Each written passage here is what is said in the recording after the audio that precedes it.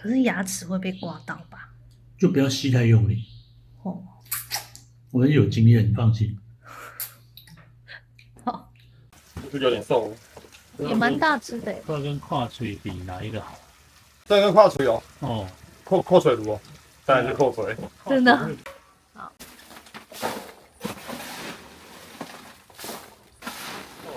夠了，謝謝。買到魚的時候是夏天，水溫太高呢，處理魚不太好。我都用冰魚的冰塊做成冰水，水溫降到10度以下會好很多。那把它倒入電動噴水壺裡面，你也可以加一點鹽。那放血的時候噴出來的就是冰水了。這個魚我一直以為它叫雲紋石斑，查了一下才搞清楚，它的中文正式名稱是河帶石斑魚。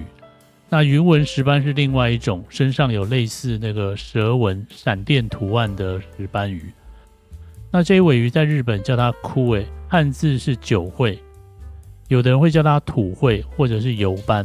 那常看日本影片的人就會知道，這個在日本是高級魚。那我一直想要試看看，這一次終於買到了。那聽說肉質跟東洋鱸很像，都是非常好吃的魚。那石斑魚有超多種，大部分靠外觀花紋在取名字，花紋有一點不一樣就變成另外一種魚了。那有一種石斑叫做七代夏美翼，長得也很像這個魚。那在宜蘭的漁港經常可以看到有一種魚，身上的花紋也很像這個，有的魚販會叫它石斑魚。哦，那真是見鬼了，這跟石斑魚差超多的。那正確的名稱是東方披肩藤。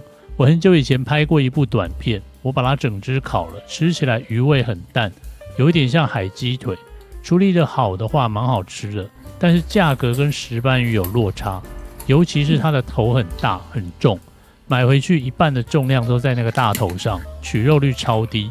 那大家要仔細分辨一下，拿來冒充石斑魚其實行之有年了。那最近剛好有人提了，我就蹭一下。這個魚在黑輪那邊冰了超過1天，血塊都凝固了，聚集在身上都放不出來。那今天這尾魚感覺沒有很肥，所以魚頭的比例偏大，內臟裡面都沒有脂肪，上手油脂感也幾乎沒有。因為現在是夏天，魚不肥，所以最後吃起來如果沒有特別的經驗，我也不會對它失去信心。下次有更大尾的，我還是會買的。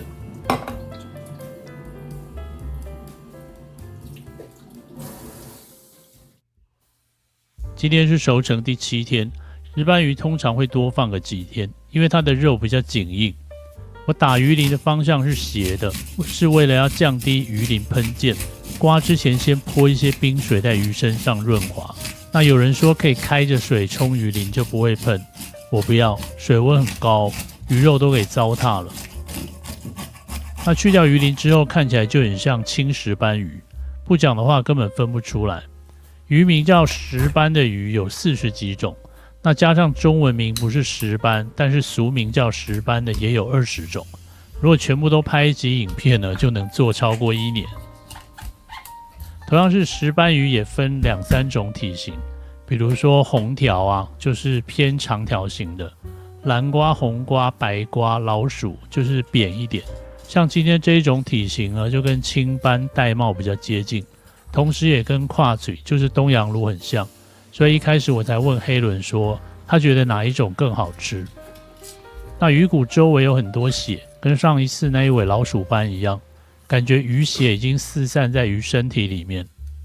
如果抓到魚的時候就割開魚鰓，應該不會這樣。拿來做生食就是有點可惜。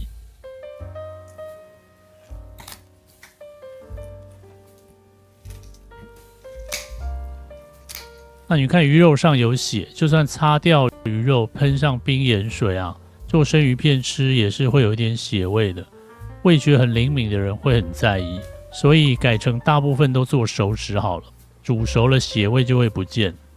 那石斑魚做熟食都是很好吃的，尤其是沒有冷凍過的，肉質口感非常的好。人類很奇妙，我們不太喜歡太硬的食物，希望食物是可以輕鬆咬斷的。但又不能太輕鬆，不能糜爛到入嘴沒有咀嚼感。石斑魚就剛好能滿足這種嚴格的需求，恰到好處的口感。那前面說的那種常被冒充石斑的魚，煮熟的口感也偏緊彈，所以才會拿來相提並論。反正很多人是用嘴認魚，做成3杯之後什麼都看不出來。那魚販想要賣掉這個魚，俗名又很難聽，難使用北尿湖，換一個俗名來行銷是常態操作。這個魚下巴沒有什麼肉，單獨乾煎很麻煩，全都一起用熱湯燙熟來吃。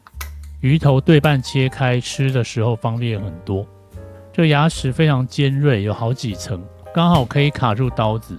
用刀子中後段的部分斬魚頭，前段的部分是懸空的嘛，刀尖壓在砧板上做個支點。魚頭骨切開的聲音還蠻療癒的。下顎中間有一條縫，對着剪。魚頭內側有很多膠質。石斑魚頭的鱗片很多，我先用熱水燙了一次，再用鋼絲球把魚鱗刷掉，這樣在吃魚頭上的膠質的時候才不會吃到細鱗。我太太很討厭吃到魚鱗。魚下巴也要仔細檢查，吃到魚鱗老婆會很不高興。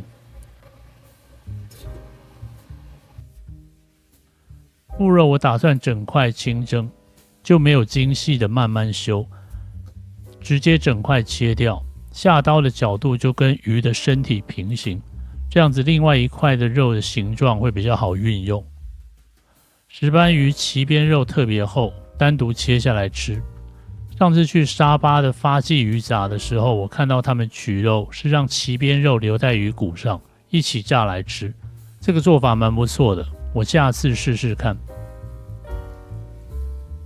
果然皮下這一層都是血，這個是弄不出來的，生食難免就會有魚腥味。魚血中還有一點黑點，看起來像是黑色的孢子蟲。我在想呢，有沒有可能是因為這個個體曾經被感染過，然後血就累積在感染孢子蟲的地方？因為我看過有些很大的黑尾魚，在魚肉跟皮下脂肪那一層也是這樣，那累積大量魚血跟黑色的細點。大部分的石斑魚拉完皮都超漂亮的，很少看到這樣的狀態。2條腹肉要做清蒸，把邊角都一起蒸了，放上翔哥給的泡椒醬。別看這麼多椒，其實不辣，大多是香氣跟酸味。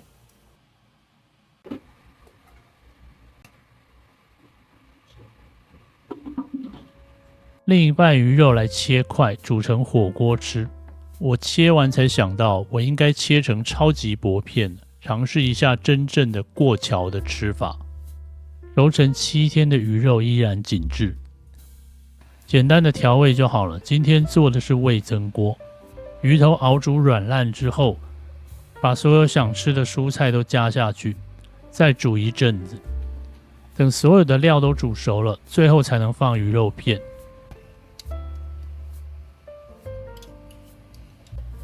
魚肉片一下就要關火，用熱湯泡熟魚肉就好，差不多7分熟是最棒的狀態。上桌之後要趕快把魚肉吃掉。美。這個生魚片啊，它這上面有一點點血，我不知道為什麼，在這個油脂上面可能放血沒放好，或者是被撞過，兩邊都有，但是肉色很漂亮。這肉色看起來真的很像東陽魚。我今天用的是比較清爽的柚子醬。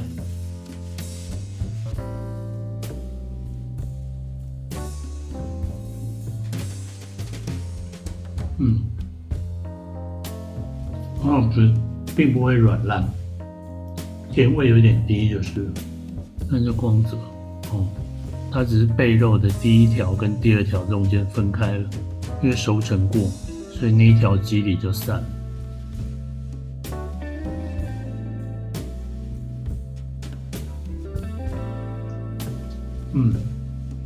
這一塊有甜，這一塊好很多。因為部位不同。不知道，這塊吃起來比剛剛那個好。這個是腹肉，所以會有點刺。剁椒醬。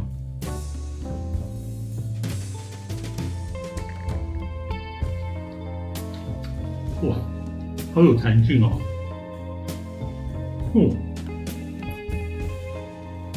好吃哎。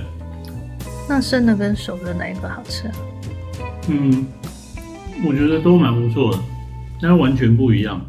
然後這個醬不會很辣，那你吃一口，一點點雞腿肉的感覺，跟那個東陽魯一樣，有一條很肥很油的鰭邊肉。我們那時候這個是用炸的，一樣的部位。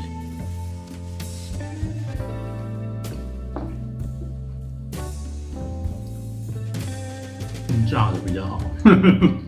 我把這下巴先撈到旁邊那個蒸的那邊，等一下蘸那個醬吃。它這個下巴也是很肥厚。先吃魚肉，因為它這個魚皮很厚，中間那個膠質很多。蘸這個是蝦土豆送的辣椒醬。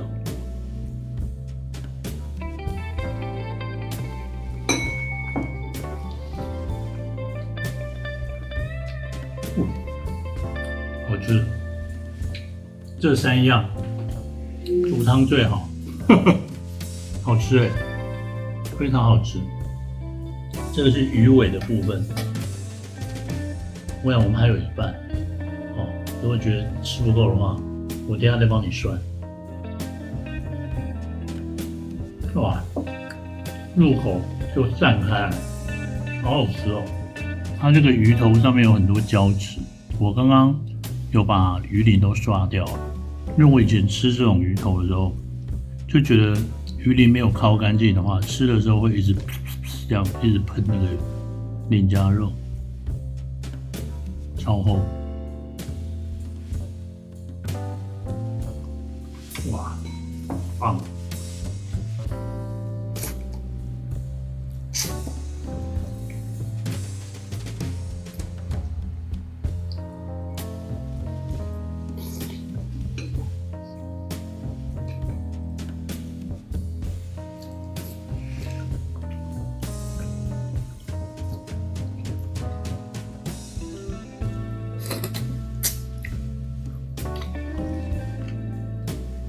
這個魚唇最好吃了，膠質很多。